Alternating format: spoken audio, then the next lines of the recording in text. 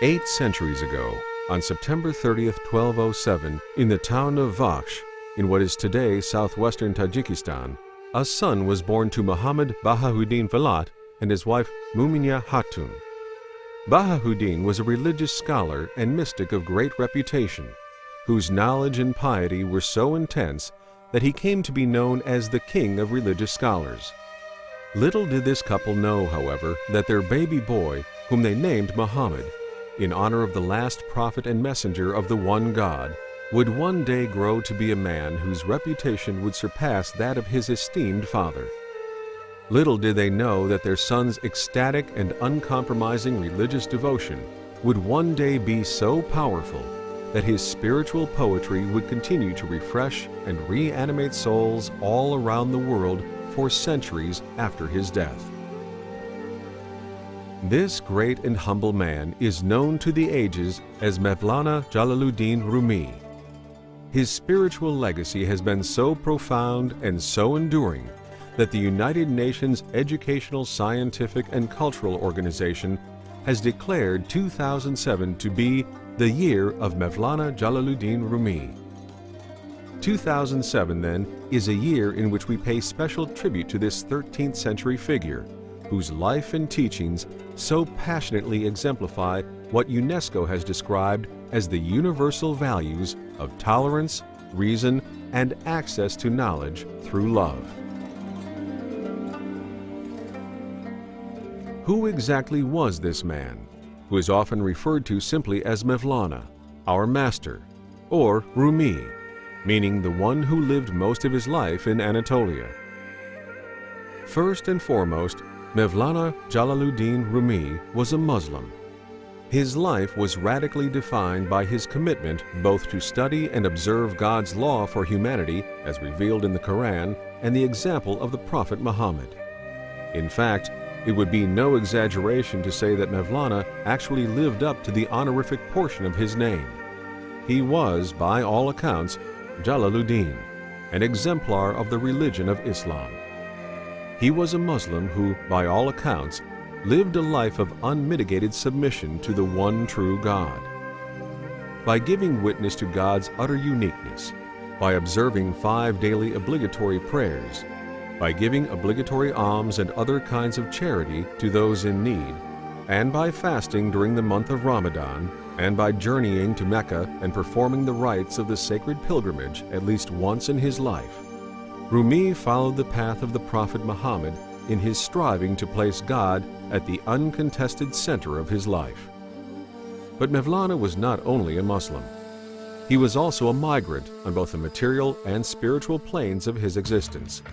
Along with his family, Rumi left his Central Asian homeland on the eve of the devastating Mongol invasion.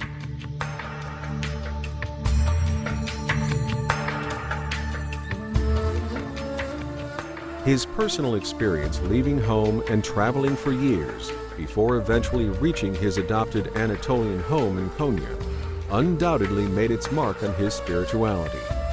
As a migrant who wandered for many years without a permanent home, Mevlana had an acute sense of the suffering of people whose experience of being displaced or bereft of resources were much more severe than his own. At the same time, it is evident from his poetry that Mevlana understood both the pain and the growth that results from being on a journey to find where one needs to be.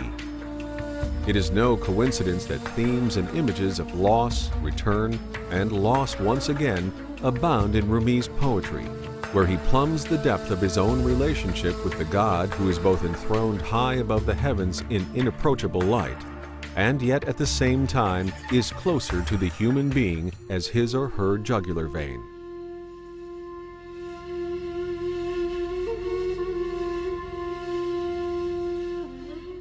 Finally, Mevlana was a mystic whose experience of spiritual purification through love began in earnest on November 29, 1244. It was on this day when Rumi met the wandering dervish and master of the interior life known as Shamsi Tabrizi. In and through his relationship with Shams, Rumi came to understand the spiritual significance of his own experience as an actual migrant. He came to understand that all human longing for home is rooted in the deep structure of the human heart, which was designed for a singular underlying purpose: to draw the human being into a closer relationship with God. In this respect, the practice Rumi learned from Shams, the practice of contemplative turning on the axis of the left leg, and thus of the heart, reveals itself as a metaphor for the blessed state in which every fiber of an individual's being revolves around the central axis of the merciful and compassionate Creator and Sustainer of all things. In and through his relationship with Shams, Rumi also came to see that if the most basic purpose of the heart is to put a person in relationship with the divine, then all other relationships within the created order, especially relationships with one's fellow human beings, are mystical gateways into closer relationship with the Creator. Though he never forgot that his mystic master was merely and thoroughly human, this is how Rumi was drawn into a deeper and deeper intimacy with God through his profound love for Shams. At the opening of his great epic poem, the Masnavi, Mevlana invites his listeners to explore the secret of human existence by hearkening to the message hidden in the plaintive tones of the ney, or reed flute. Listen to the reed flute, says Rumi, as it tells the story, as it complains about its experiences of separation. Ever since they cut me from the reed bed, men and women lament when they hear the song of my sorrow. The bosom I seek is one ripped to shreds from the experience of separation, so that I might adequately describe the pain of longing. Whoever is far from her roots wants to go back to the day when she was still connected. I have sung my song of sorrow in every type of gathering, joining both the distressed in spirit and those at peace. Each person became my friend according to his own conceit. No one sought my secrets from within me. My secret is not far from my lament, yet that light belongs neither to the eye nor ear. The body is not concealed from the soul, and neither is the soul from the body, yet no one ever seems to see the soul.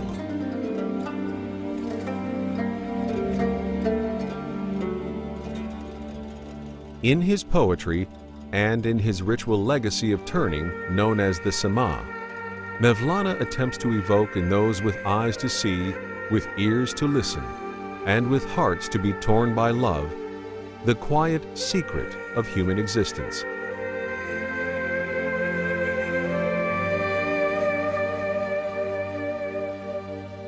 It is a secret that is perhaps even more easily lost in the noise of modern secular materialism and individualism than it was in the days of Mevlana himself.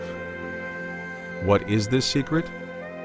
One can never say for sure or adequately express it in words. Perhaps it is that we are only whole when we fully realize our need for the one divine beloved whom we can never possess. Perhaps it is that we can only hope to attain wholeness by stepping outside ourselves in authentic, loving relationships with others. Of course, only our own sincere searches will reveal what this secret is, and God knows best.